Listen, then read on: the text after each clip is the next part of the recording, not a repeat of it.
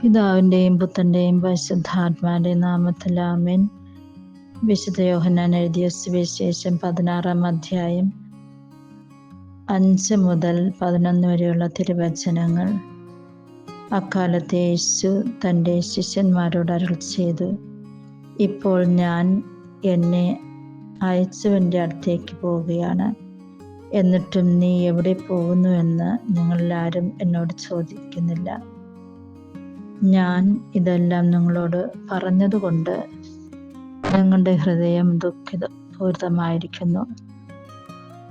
എങ്കിലും സത്യം ഞാൻ നിങ്ങളോട് പറയുന്നു, നിങ്ങളുടെ നന്മയ്ക്ക് വേണ്ടിയാണ് ഞാൻ പോകുന്നത്.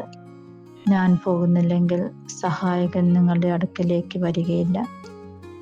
ഞാൻ പോയാൽ അവനെ നിങ്ങളുടെ അടുത്തേക്ക് ഞാൻ അയക്കും. അവൻ വന്ന് പാപത്തെക്കുറിച്ചും നീതിയെക്കുറിച്ചും ന്യായവിധിയെക്കുറിച്ചും ലോകത്തെ ബോധ്യപ്പെടുത്തും. അവർ എന്നിൽ വിശ്വസിക്കാതിരുന്നതിനാൽ പാപത്തെക്കുറിച്ചും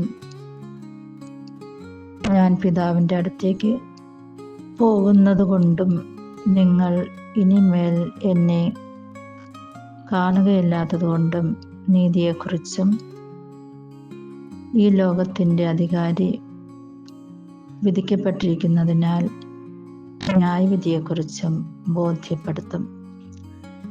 ഈ വചനഭാഗത്തിലൂടെ യേശു വീണ്ടും നമ്മെ ഓർമ്മപ്പെടുത്തുന്നത്, യേശു സ്വർഗത്തിലോട്ട് പോകുന്നു, പിതാവിൻ്റെ അടുക്കലോട്ട് പോകുന്നു, പിതാവിൽ നിന്നും പരിശുദ്ധാത്മാവിനെ ഈ ലോകത്തോട്ട് അയക്കുന്നു.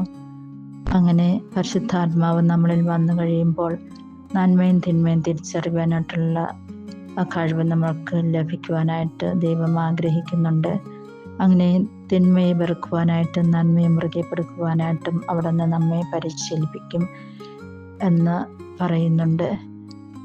യേശുവിൻ്റെ ആഗ്രഹമനുസരിച്ച് പരിശുദ്ധാത്മാവിനെ നമ്മൾക്ക് അധികമായിട്ട് സ്നേഹിക്കാം. പരിശുദ്ധാത്മാവ് വന്നു കഴിയുമ്പോൾ നമ്മൾ നന്മയിൽ ജീവിക്കുവാനായിട്ട് ശ്രമിക്കും. അങ്ങനെ അനേകം ആത്മാക്കളെ സ്വർഗത്തിന് വേണ്ടി നമ്മൾക്ക് നേടിയെടുക്കുവാനായിട്ട് സാധിക്കും. അതിനായിട്ടുള്ള കൃപാപരം പിതാവ് അദ്ദേഹത്തിൻ്റെ കൃപകൾ നൽകി അനുഗ്രഹിക്കട്ടെ എന്ന് പ്രാർത്ഥിക്കുന്നു.